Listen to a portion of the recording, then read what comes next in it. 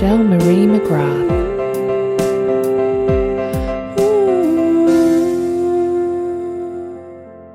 Hello and welcome. Today I'm delighted to be speaking to Laurie Portka. Laurie is a licensed artist whose mission is to spread love and happiness through the art she creates. Utilizing bright and colourful imagery, her messages are about gratitude, being true to yourself and extending kindness to others. She creates artwork by sitting quietly in front of a blank canvas, giving thanks for the sacred time to create. Laurie believes that artwork carries energy and feels she is called to spread love and healing through her paintings. She illustrated Crazy Sexy Love Notes, an inspirational card deck published by Hay House, and was featured in a short documentary film called Gratitude Grows about her 100th painting, Gratitude Project. She's currently working on a book titled Infinite Purpose. Laurie's greeting cards, prayer flags and stationery gifts are carried in more than 100 locations in the US, Canada, France and Australia. Visit her at laurieportka.com. So hi Laurie, I'm so happy to be speaking to you today. Hi Michelle, I'm so happy to be here. Thank you. And I'm really looking forward to our conversation about this topic because I know it's something that we're both very interested in. Mm-hmm. And so just to start the ball rolling, would you mind sharing a little bit about whether you've not had a child due to personal choice or through circumstance?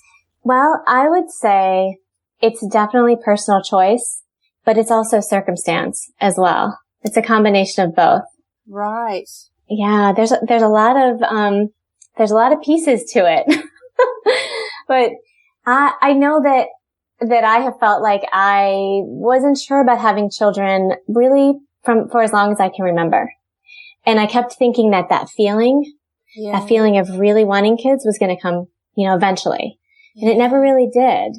So that's a huge piece of my story. But there's a lot of circumstance involved too. Like I was a teacher for a lot of years before I got into art, and I worked with special needs kids. This was in my early 20s. So I remember knowing from the very beginning that it isn't all flowers and roses when you have kids, Yeah, absolutely. I got to see a lot of pain, and, that sort of gave me pause, and I was busy doing other things in my 20s of, getting a master's degree and things like that. So I just kept pushing it off, waiting, until it felt right. And then I got divorced. Yeah. So that getting a divorce was a huge circumstance in my life that contributed to not having children because it sort of took up my entire 30s, I would say. Yeah. And it's a big transformational process, that, isn't it? It really makes you look at your life. It does. So, it's definitely lots of reasons. I've been doing so much reading about, women who don't have children, and I'm realizing all the different reasons why I don't. There's a lot, actually. I think it's quite a complex topic, really, isn't it? It is. And often we get these, we're faced with these kind of stereotypes and generalizations, like, things like, oh, you're a career woman, or, oh, you're just not the motherly type. And it's kind of like, they're two kind of completely banal statements, really, that don't really sum up any of it at all. Right. It's so complicated and so layered. And really. So what were the things that you explored during that process? What were some of the questions that came up for you to look at? A big question for me, because I was so unclear about if I wanted kids or not, that I just wondered if there was something wrong with me. Yeah. I went through a lot of years of why am I not like how I thought all other women were, except for me, which now I know is not true. Now I know there's lots of women that are just like I am. Lots. There's lots of us. But I definitely went through a feeling of, what's wrong with me, and will I regret it? I remember having a period of fear around, will I regret it? And that's not there for me at all now. But, those are definitely two things. Also, that with this topic, the feeling of selfishness, at least here in the U.S., there's this underlying current of if you don't have children, you're selfish. Yeah, yeah. And it's not like there's a problem with the population, is it? Right, right. Yeah. So it's really interesting. Like, you know, there was that book that came out recently, Selfish, Shallow, Self-Absorbed by Megan Dawn, which kind of really looks at all of those stereotypes, doesn't it? So that was that great collection of essays by different writers.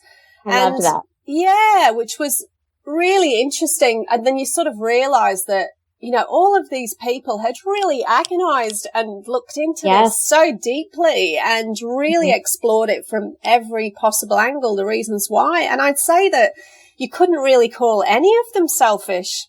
Right. Definitely not. Oh, no. I mean, I spent years in therapy talking about this subject and really just like you said, looking at it from all angles. Yeah. I mean, and I think one of the things that, you know, because I sort of have been with you, had felt quite ambivalent really. And again, thought, oh, you know, maybe I'll feel different when it's, you know, in inverted commas, the right time with the right person, you know, all of this. So I always felt very on the fence about it. And, you do start to kind of think, oh, is there something wrong with me? Like when all of your friends start having children and they're talking about that. And, you know, one of the things I'd really been looking at over the last couple of years and really pondering is like, you know, I think a lot of the time women just assume as well that it's the next thing for them. They don't necessarily think, okay, well, why do I want a child? What's behind that? What's the reason? Is it just because I think it's the next thing to do in my relationship? Is it expectation? Like, what is it? What is my driving force behind that decision? Is it even a decision? Is it an assault? Like, you know, so it's very, I think it's very multi-layered. It is. You know, I was questioning that. I was having thoughts like just exactly what you described. Very early on, you know, when I was still in high school, I was wondering these kinds of things. You know, am I going to have kids? So it's always felt like it was a choice to me for some reason. And that it's just one option. It's not everything. You know, it's not the only thing that there is to bring meaning in your life. Right. So true. And so did you feel any pressure from like, you know, family or friends around that? It was interesting in reading Megan's book, the essay book you talked about. Almost all of the authors in there talked about having a lot of pressure. And I didn't. I have one specific incident that I remember where another mother that I very rarely, this is the first time I'm talking publicly about this. So I've kept it way on the down low. But one day I said something to another mother who had a, very intense reaction to me. Like she just couldn't believe it. And I think that probably kept me quiet for about probably 8 years after that. Really? Yeah. But other than that one experience, I didn't receive a lot of pressure from my family. In fact, it was kind of the opposite. I think my mother felt like she lost a lot of her life in having kids. And she would just sort of voice that to me from time to time. I know that I was a mistake and she was very devastated because she felt like she was going to be free. Right. And then she got pregnant with me. And so this was stuff that I knew very early on. And I think my mom sort of thinks like, go, Lori, you're free. Although she's never said that to me. That's just sort of the underlying feeling that I have. I mean, it's funny that you say that because apparently the majority of pregnancies are not planned. Yeah. I've heard that too. Yeah. So, I mean, it's interesting. I know I was an unexpected pregnancy as well. And I think, look, most people, it's probably the same thing, really. They just sort of get on with it and deal with it. And they might be happy because they were thinking that's what they wanted, but they just didn't know when necessarily. Well, I think that's part of my circumstances too, is that I just never got pregnant. Yeah. You know, and that never happened to me. So, I mean, it could have been different when I was married before and when I'm married now, you know, so who knows? Yeah. And so, you know, in terms of like you were saying, like inappropriate sort of comments from somebody, and then you sort of felt very, you know, you kept very quiet after that. Was that because you felt kind of awkward or, you know, the way that the person spoke to you? Like what was it that kind of then compelled you to stay very quiet on the topic? Because her reaction was very just rather horrified that I would even think to not have children, that would even be in my thoughts. And so it just brought up a lot of shame for me because on some level I was already feeling that way. And so she sort of mirrored back to me the fear of what people would think of me. Yeah. You know, so, and in a way I'm really kind of glad that happened because it really forced me to have to really work on it. Actually, I had to really face it all. And over the years I did. For me, there was a lot of grief involved, I think, even though I've really felt pretty clear that I haven't wanted kids from the time I was pretty young. I still felt like I had to grieve not wanting that and not having them. Right. So, okay. So was it because you were letting go of that possibility of that reality? I guess, and letting go of that I would be any different, that my life would be any different. Like just sort of a letting go of what society thinks a woman's life should look like, and also accepting myself for how I am and my life for the way it is. Yeah, which is huge, isn't it? Because I think most of the time, many of us would really struggle in just actually giving ourselves permission to be fully ourselves, whatever that looks like, and not needing that external validation, you know. Mm-hmm. Yeah. Yeah. And I can see my life now, and it makes perfect sense that I don't have children. I mean, in one case, here's one example. I'm remarried and my husband has kids. So I'm actually a step parent. Right. They were older. They were much older, so I don't feel like I did all the parenting things that a lot of step parents do. But my relationship with my stepdaughter, we're very close. And we have this sort of connection that I think if I had kids or if I had all that going on, I would never have been able to be as present with her. And there's this, even though I definitely identify as a woman without children, my relationship with Katie is just it feels very strong and like such a huge gift in my life. Great. So I don't know. That's just one thing where I think, I bet you we wouldn't be as close probably if I had kids, because I just had so much room in my life to be very available to her. Yeah, which is amazing. And that's, again, that's another kind of, you know, more common sort of situation, isn't it, these days, where people get married. They might be married in their lifetime a couple of times. Like, we're living longer, and you're not necessarily going to be with one person for kind of 40 years. Right. Like maybe our grandparents or parents even, you know, might have been, but it's just, you know, obviously we've got all these different configurations of families, and step families are, you know, very common. And it's almost more unusual if you're not part of a step family these days. Seems like it. Yeah. So, I mean, it's great that you've got that relationship. And like you say, you're able to be more present and sort of really enjoy that relationship for what that brings, without having the distraction maybe of, you know, other children. So, Laurie, I mean, it's interesting, isn't it? Like, so not every woman is born to naturally be a mother. Even if it's a biological ability, it doesn't mean that, you know, every woman is a natural parent. We've got different gifts and abilities, and, you know, we can sort of find meaning and purpose in many different ways in our life. And so would you say you're very sort of fulfilled in your creative work? I'm so fulfilled in my creative work. I love the work that I'm doing. I really love my life really exactly the way it is.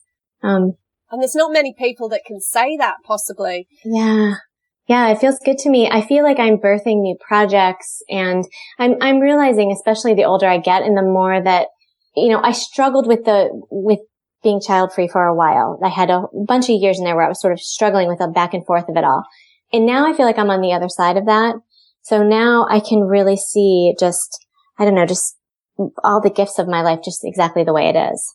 Absolutely. And so you're really using like that mothering and creative feminine energy in that way in the work that you're creating and that you're sharing. So, I mean, they're like your babies, really, I guess, all your artworks that are going there. It feels like it. I've done a couple really big projects that have felt like a lot of work and a lot of energy from beginning to end. And just realizing there's so many different ways to mother. Yeah. You know, so many ways. And I noticed, which was really interesting, and I love this story, that you didn't really immerse yourself fully in your artwork until you were in your 30s, which is, you know, how did that kind of all come about? my divorce was a huge life-changing, it just completely changed the course of the direction of my life. Yeah. So I was teaching at the time, and I was also counseling, but I wasn't really feeling super fulfilled in it. I was starting to get a little bit burnt out, but I'm not sure if I would have stayed married. I'm not sure if I would have had the courage to ever leave that really secure teaching job that I had. Yeah. But when everything just got turned upside down, when I got divorced, I knew somewhere, because my husband actually left me. So I was very devastated, and I had this feeling of, I have to really take care of myself or I'm going to fall into a pit. There's a lot of depression in my family, and I could feel that I was sort of on the edge of that in that situation. And so one of the things that I knew that would be good for me to do is to start just being creative. And I went to the art store. This was really shortly after my husband left. I went to the art store and I bought this big, huge tablet of paper and a bunch of art supplies. And I had really no intention of doing art for a living. I just was sort of pouring my feelings out onto paper. And that was kind of how it started. I just started doing art in that way. And then I started to feel like I really loved it. And, when I read the book, The Artist's Way. Yes, great book. You know, yeah, which in The Artist's Way, my big aha from that book was she talks about being a shadow artist when you're surrounded by artists, but not doing art yourself. And my ex-husband was an artist, and all my friends were artists. And everyone I loved was an artist, but I wasn't creating any art. Wow. So yeah, it took a lot of years, but I kind of just stayed with it. And then, and did you go to any courses, or is it just something that you're exploring yourself? I'm definitely self-taught. The only course I ever took was a clay class just for fun for a while, but I don't work in clay, so. Wow. Yeah. So you really just immersed yourself, on your own. So it was do you find it's kind of lonely work at all? Because obviously it's quite solitary. Yes. I do. And so I have to really make sure that I'm keeping myself connected to the community. I'm part of a gallery. It's a co-op, in the town where I live. So there's 25, I think, other artists there. So that's really good. And I work in the gallery about 3 or 4 times a month. So I'm among people, and I'm with all the other artists, which is really good. And I'm also part of a mastermind business group. Right. With other women who have businesses online.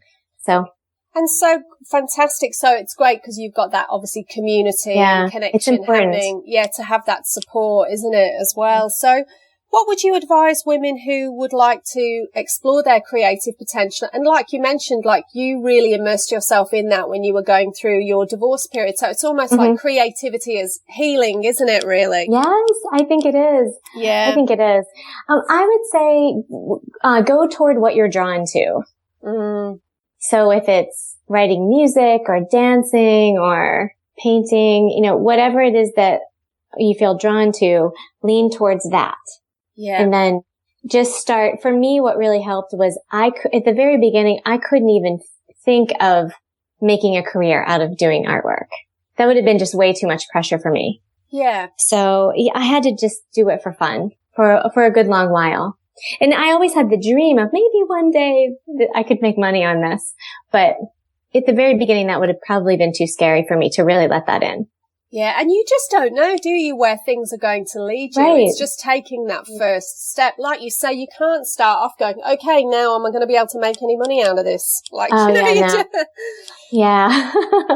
So awesome. And so it's interesting, like, you were saying that obviously you were surrounded by all of these artistic people, and yet you weren't sort of doing that at the time. Do you feel that, why do you think you kind of weren't doing that before? Was there anything that was kind of holding you back from doing art? Oh yeah, lots of things. Because I loved art when I was little. It's funny because now I have a greeting card business, and I have my greeting cards are out in the world. And when I was little, I made greeting cards all the time. I even had a little logo on the back of the card. I mean, greeting cards, I took it so seriously. I mean, I made people for real greeting cards, It's funny that I made my way back to that as an adult. But I think I had beliefs that you couldn't make money as an artist. Yeah. You needed to have a secure, stable job. And so, I had to do all of that. And I think I was really was intimidated by people who had art degrees. Mm. And I sort of thought, well, I don't have a degree in art, so definitely I can't make a career out of it. So but it's interesting as well. You were saying, and I think this is a great question, isn't it, for people sometimes, of that thinking, okay, what did I really enjoy as a child? Mm-hmm. As a way for people to really tap back into that kind of pure essence of themselves, that innocence. For me, it's been so huge because when I was little, I loved art. I loved trees, the woods, nature, beauty outdoors, and I loved animals. And really, that is all so true for me today. And that maybe is that thing that brings you back into your center. Yes. Yeah. Beauty, the outdoors, just going out among the trees. I feel like I'm a different person immediately. Absolutely. I can sort of let go of a lot of stress, and yeah, it's really important to me. And so what are the other ways that you nurture yourself? Well, a big way that I make sure that I nurture myself and take care of myself is really just accepting how I'm feeling. Because I can tend to just want to feel good all the time, and so want to push down the feelings that aren't so good. But I've found that if I just sit with myself and just let myself feel the way I feel, often that means I'm going to start to cry, because I'm a crier anyway. Yeah. I'm definitely a crier. So if I just really sit with it and stop all the movement and all the craziness, it's just such a peaceful way to just be with myself, Yeah. And usually what happens is the hard feelings sort of come and go that way, much easier than if I'm trying to get rid of them more quickly than they stay there. So it's just sort of loving myself through it. Yeah, and just giving yourself permission to feel those feelings, however uncomfortable. And it's amazing how once we do that, it moves much more quickly through us. It's amazing. Yes. And really creates that space. Mm-hmm. Yeah, and I do this thing, which I think a lot of people do. If I feel bad, then I feel bad for feeling bad. And so if I just take out the layer of feeling bad for feeling bad and just let myself feel bad or jealous or, whatever the feeling is that I don't like, then that's when it can just be there and then move through me. Absolutely. And I just remembered as well that beautiful project that you did, the gratitude project, and I had all I got that myself and sort of had the cards from that. And I love that so much. And I think that is an amazing practice, isn't it? Of allowing the energy to move through you as well. Like when you're not feeling great, once you've allowed that to then think about something that you really appreciate, whether it's someone in your life or a situation. And so, how did you sort of come to do the gratitude project? Well, for me, doing my artwork is all about spreading love and happiness. Yeah. Because I kind of believe part of my purpose here in the world is to hold a space of love. I mean, I'm very sort of sensitive, and I'm very open, and I saw that as sort of a negative thing for a long time. But now I think, oh no, I'm just a sort of a peacemaker in the world, I think. And so I think that's part of my job here. And I do that through my artwork. So to me, my artwork is spreading love and healing and happiness around. And I know a huge part of that is gratitude. And it really matters to me that I don't expect myself to be grateful every minute. Of course, I'm a human, but I want to try to live from a space of gratitude.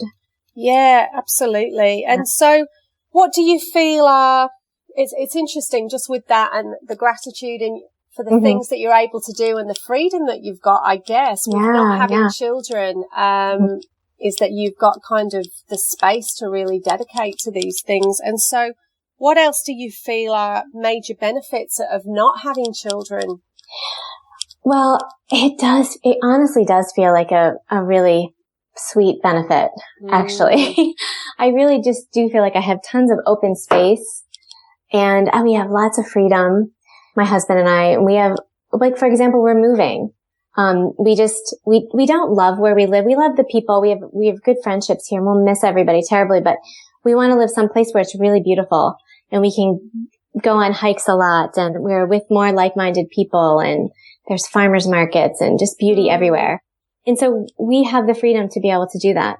That feels huge because we don't have to worry about school districts or just any taking our kids out of a school district and finding a good place for them. And it just feels so much easier in a way. I'm really grateful for that. So true. It's so true, isn't it? Like you've got the freedom to do that and not have to take those other things into consideration. Yeah, we can just sort of have this freedom in the second half of our life, I think. It's really nice. And there's also a financial benefit of it too. Yeah.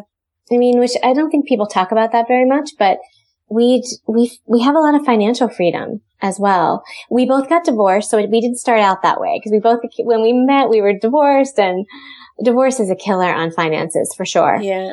But over the years, we've been able to sort of build that up, and it just feels like we have some freedom in that way too. So it sounds like you're in such a great space and kind of you've got so much more to look forward to as well in all of that. It's exciting. It is. And so what would you say, like in knowing that you're not going to be, creating a family in the traditional sense? Like often people talk about, leaving their legacy, their family, their sort of genetics moving forward.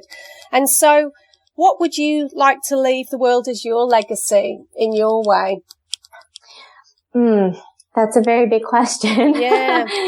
Definitely something to do with love, with having been a person on the earth that's holding a space of love and spreading love mostly.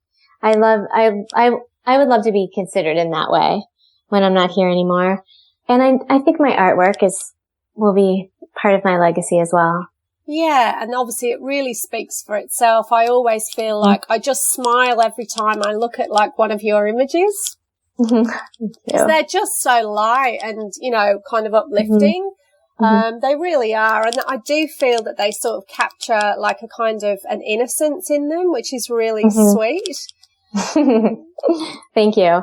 I have lots of artwork that is not pretty or light at all, but that doesn't show up in my Etsy shop. Yeah, I was just going to say, I can't imagine that. But of course, you must have days where you're, expressing yourself in that way, and that's, not the stuff that you're selling, obviously. Right. More personal artwork, yeah. Yeah. So no, but it's great that you can use creativity in that way to express that. Yeah. I'm grateful for it.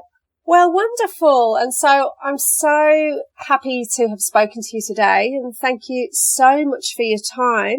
And I've really enjoyed it. Thank you. Yes, thank you. I'm so glad you're opening up this forum for this to be talked about. I think it's really important. Yeah. I know I personally will be listening to all of your podcasts because this is something that I need to keep hearing over and over again, and knowing that we're not alone. That's right. And I think that's been one of the most important things that's come out of this for me, that sort of message that's been reinforced the whole time is that, so many women do feel that they're on their own and quite isolated in how they're feeling. And you realise that they're really not. It's just that so many people don't talk about this openly. But, I feel confident that that's going to change a lot over the next couple of years, which is great. And so we can then support all women in whatever their choices are for their lives. Right. I think this has given me a lot of confidence to be more open about it as well. So thank you. No, that's great. Well, thank you, Laurie. Thank you.